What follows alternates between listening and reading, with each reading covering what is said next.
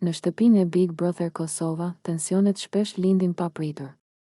Çdo lëvizje, çdo fjalë dhe çdo shikim ka rëndësi dhe mund të ndryshojë balancën midis lojtarëve. Ajo ditë kishte sjellë një bisedë që do të mbetej gjatë në mendjet e banorëve. Suanita dhe Limi u gjendën përballë njëri tjetrit, larg kamerave, por pranë syve të kujdesshëm të disa banorëve që i vëzhgonin heshtur. Suanita e shikoi Limin me një buzëqeshje që nuk fshehte kurreshtjen, por edhe një dozë sfide. Limi, filloi ajo, duke marrë frymë ngadalë, ke ardhur vetëm që takosh Albën në finale, që ajo të fitoj Big Brotherin, apo jo? Limi e shikoi direkt, pa u shmangur. Dhe përgjigjja e tij ishte e qetë, e prerë, e vendosur. Jo, Suanita, tha ai, duke folur me zë të ulët, por të qartë. Kam ardhur për veten time. As për Dolcen, as për Albën. Për veten time. Suanita u përkul pak përpara, si për të kuptuar më mirë. Për veten tënde? Pyeti ajo, duke shtuar pak sfidë në zërin e saj. Pra nuk ka lojë strategjike, nuk ka premtime, nuk ka manipulim. Limi qeshi lehtë, por nuk humbi seriozitetin. Jo. Nuk ka manipulim. Nuk ka lojë të fshehtë për dikë tjetër. Çfarë ndjej dhe çfarë bëj, e bëj për veten time. Nuk kam ardhur për të mbrojtur dikë, as për të ndihmuar dikë tjetër. Kam ardhur për të treguar se mund të jem vetvetja. Dhe të luftoj për atë që dua të arrij. Suanita u ul pak më larg, duke reflektuar mbi fjalët e tij. Ajo nuk e priste këtë sinqeritet të plotë. Në lojën e Big Brotherit, ku çdo gjest mund të interpretohet dhe çdo fjalë mund të kthehet kundër lojtarëve, të dëgjoje dikë që fliste vetëm për veten, pa strategji të fshehtë, ishte diçka e rrallë. Pra nuk ke ardhur për Dolcen, as për Albën, tha ajo përsëri, duke kontrolluar tingullin e zërit. As për lojë të ndonjë çasti. Jo, tha Limi. Çfarë ndodh me Dolcen apo Albën nuk është arsyeja pse jam këtu. Nëse ndonjë gjë ndodh mes meje dhe dikujt tjetër, është për atë që ndjej dhe për atë që dua të bëj. Nuk e kam nisur këtë lojë për dikë tjetër. Për veten time kam ardhur. Asgjë më shumë. Asgjë më pak.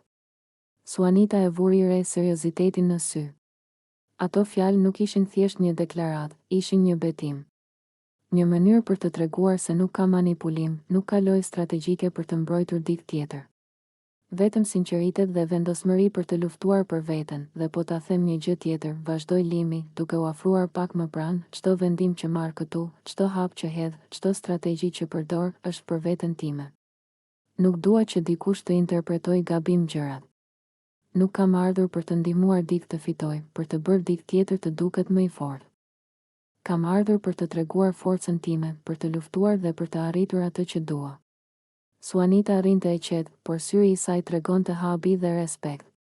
Kjo është rrallë në këtë lojë, tha ajo. Të gjithë këtu shpesh shohin vetëm fituesin e vet ose përdorin të tjerët për avantazh. Ti po flet ndryshe. Limi buzëqeshi, por nuk e humbi seriozitetin. Kjo jam unë, Suanita. Nuk mund të bëj ndryshe. Mund të manipuloj, mund të shoh mënyra të shpejta për të fituar, por nuk do të isha vetvetja. Dhe për veten time jam këtu. Asgjë më shumë, asgjë më pak. Momenti ishte i qetë, por i fuqishëm. Ata që po i shikonin nga larg ndjen peshën e asaj deklarate. Një sinqeritet i rrallë në një shtëpi ku çdo fjalë interpretohet, çdo veprim vëzhgohet dhe çdo lidhje mund të kthehet kundër lojtarëve. Suanita u ngrit, u afrua pak më pranë dhe i preku dorën. Në rregull, tha ajo me një buzëqeshje të butë. Tani e di kush je dhe çfarë do dhe ndoshta kjo është mënyra më e ndershme për të luajtur këtë lojë. Limi e priti atë buzëqeshje dhe ndjeu lehtësim. Nuk kishte nevojë për fjalë të tjera. Ai e dinte që ajo e kuptoi. Dhe në lojën e Big Brotherit, kjo kuptimësia dhe sinqeriteti shpesh janë më të fuqishme se çdo strategji e fshehtë. Pas këtij momenti, ata qëndruan disa minuta në heshtje, duke parë përreth shtëpisë, duke reflektuar mbi gjithçka që kishte ndodhur. Limi mbajti dorën mbi zemër, duke ndjerë vendosmërinë dhe sinqeritetin e tij.